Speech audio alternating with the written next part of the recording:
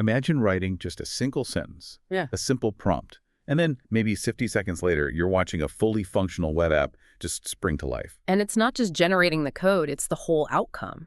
I mean, think about a personal finance tracker with logs for your income and expenses, and it has a working, colorful pie chart that updates itself. Or something even more complex, like a lo-fi beat maker with a full retro 80s design, right? Yes. With sound and a looping play button. Exactly. That kind of immediate creation, it used to take hours, maybe days of really tedious work. This feels like a massive, massive jump. It really does. All right. Let's unpack this. Welcome to the deep dive. We know the AI news cycle is just relentless. There's always some new model, some new feature. Right. But what Google has just rolled out with their latest model, Gemini 3.0, this represents a really fundamental, massive shift in what these things can do. This isn't just a small version bump. So our mission today is pretty straightforward. We need to cut through all the noise and really understand the mechanics here. Why is Google suddenly leapfrogging the competition? Winning the major benchmark tests. And what does that actually mean for you? We'll start by defining the key breakthrough, which researchers are calling reasoning. Then we'll dive into the pretty jaw-dropping reality of one-shot coding. And finally, we'll look at Google's secret advantages, their data and their custom chips, and show you some practical tools you can start using today. Let's start with that comeback story, because for a long time, it really felt like Google was losing the AI race. Oh, they were, relatively speaking. I mean, if we go back a couple of years, they launched Bard, and to be honest, it just missed the mark. It was slow. So slow.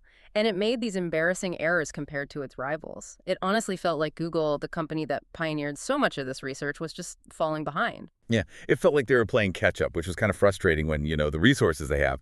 But what the sources we looked at reveal is that they didn't stop. They just went quiet.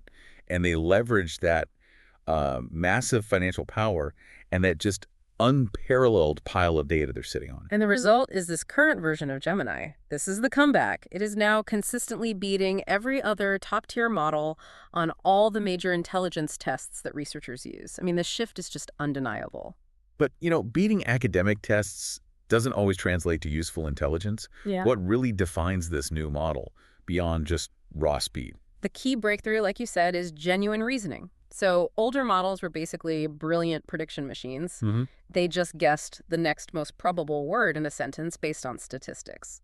They were excellent at imitating, but honestly, pretty poor at thinking. So what does this new ability to reason actually look like in practice? It means the AI takes a kind of internal pause. It takes time to think before generating an answer. It'll run internal checks, process the information more deeply, and create a logical plan before it executes. So it's like moving from a knee-jerk guess to a deep, reflective pause where you actually verify your own steps. Exactly. And that ability fundamentally changes how reliable the complex outputs are. With an older model, if it made a mistake in step 1 of a 10-step process, that error would just cascade down and ruin the entire result. Right. Because Gemini 3.0 reasons, it can often spot and correct those internal errors before they become a bigger problem. And what's fascinating is that this reasoning power is deeply tied to its multimodal capabilities, right? Precisely. It's inherently multimodal. That means it doesn't just process text. It perfectly understands images, videos, audio, physical concepts. So give us an example. How does training on video specifically help it reason? Okay, think about the broken bicycle example. You show it a short video of a bike, and you point out that the chain is slipping off the sprocket. The AI isn't just reading a description, it's literally watching the physics of failure. It understands how the world moves. I see. And from that, it can then generate step-by-step instructions on how to fix it because it's drawing on this deep understanding of mechanical action, not just keywords. So if the AI takes time to reason, how does that fundamentally change the reliability of its complex outputs? It processes complex inputs by running internal checks, minimizing the potential for cascading logical errors. Okay, let's talk about building things. This next part is where it gets really interesting because it just changes the efficiency equation completely. It accelerates it by an order of magnitude, truly. When we first started writing code with AI tools, even the best ones, it was this frustrating back and forth. Oh, yeah. You'd ask it to build something, it would generate code, you'd find 4 bugs, you'd ask it to fix them, it would break something else. I mean, it took hours. Right? And I still wrestle with prompt drift myself. You try to keep a conversation going for too long, and halfway through, the AI just forgets the original constraints you gave it. I think that's a real vulnerable admission for anyone who uses these tools a lot. That whole painful cycle is what we're now calling the old way. Now we're seeing one-shot coding. You give one detailed, well-structured instruction, just a single prompt, and the entire job is done right in one go, in less than a minute. Which means the skill shifts entirely. It's no longer about correcting the AI's mistakes. It's about crafting that perfect, clear instruction the first time. Let's look at that personal finance dashboard example because it really shows the depth here. The prompt was really demanding. It had to be a functional dashboard all in a single HTML file. Okay. It had to have dark mode, income and expense tracking, an automatically updating colorful pie chart, and crucially, data persistence. That is a huge load of complexity. Can you define data persistence for someone who might not know? Sure, persistence just means that the data you input, your expense tracking, it doesn't vanish if you refresh the browser page.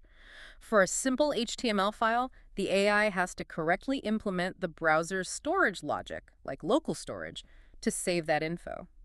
That's a technically tricky detail that older models always struggled with in one command. And what was the result? Took about 50 seconds. The math was right, the design was polished, and the data actually saved perfectly between refreshes.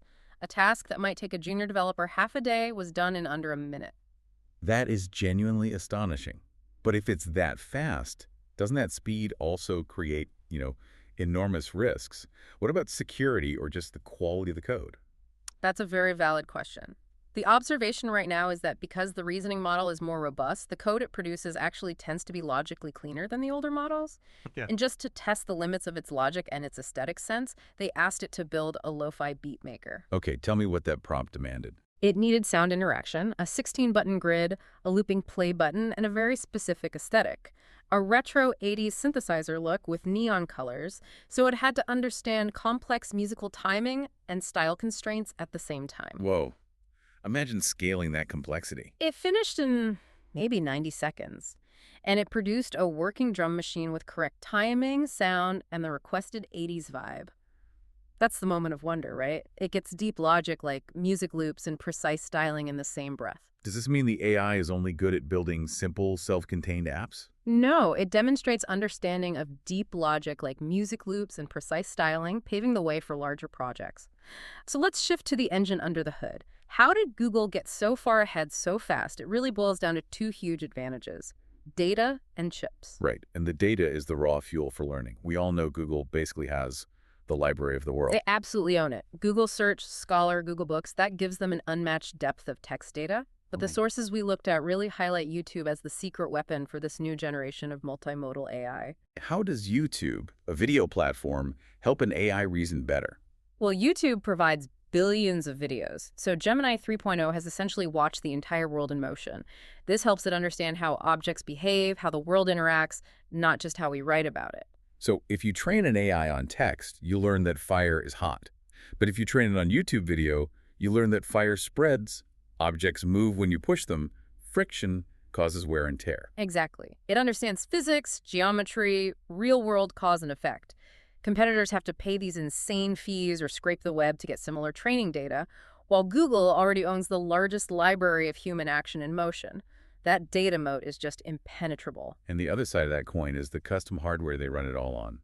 Most other companies are relying on NVIDIA GPUs, which are, fantastic chips. Think of NVIDIA GPUs as a really high-end, off-the-rack suit. It's great, but it's made for general-purpose computing.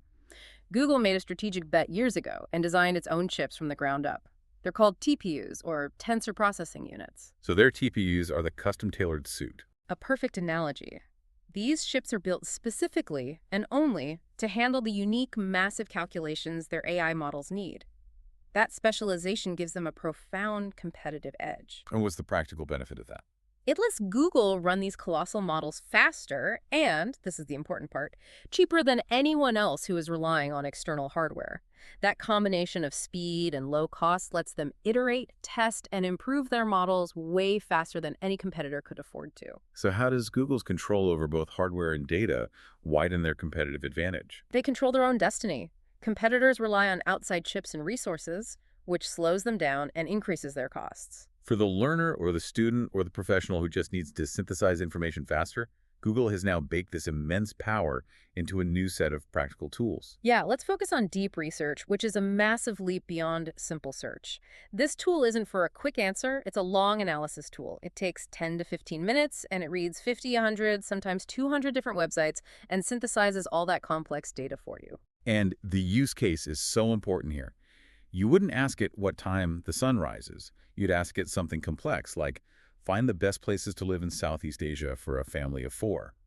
And you want it to synthesize details from government visa sites, school pricing, weather reports, all of that. Right. It saves you from opening 50 browser tabs, fighting with conflicting info, and trying to pull all those threads together. Deep research just does the synthesis for you, and it organizes it logically. It's knowledge acquisition at speed. And search itself is changing with this visual search integration. It feels like we're moving from a search engine that finds links to one that delivers answers. That's a great way to put it. If you ask Google, how does a car engine work? You might now see a little dynamic animation of the pistons moving right there on the results page instead of just a Wikipedia link. That instant visual comprehension is incredibly powerful for learning. Okay, so if we want to access this power right now, what's the entry point? The easiest way is the web app at gemini.google.com. But, and this is important, you need to select the correct mode to get the reasoning power we've been talking about. You have to select the full power version, which is labeled thinking mode or pro. And what do we lose if we pick the other option? Well, there's a faster, cheaper mode called Flash. And while Flash is speedy and it's great for simple queries, it lacks that deep reasoning ability and the error checking. If you want that complex, one-shot coding power, you need Pro. And for students or anyone dealing with dense documents, what about Notebook LM? This is an incredibly powerful tool for academia, for heavy reading. You upload your lecture notes, your textbooks, your complex PDFs, up to 50 documents. And the crucial part is that the AI will only answer questions based on those documents. That is the key distinction. It ensures accuracy by preventing what we call hallucination. Exactly. It stops the AI from just making things up or pulling from the wider web, which is so important in fields where precision is everything. You can ask it to make me a study guide for the final based only on chapter 5, or explain the hardest concept in this paper like I'm 5 years old, and it draws exclusively from your material. For students, how crucial is it that Notebook LM only uses uploaded documents?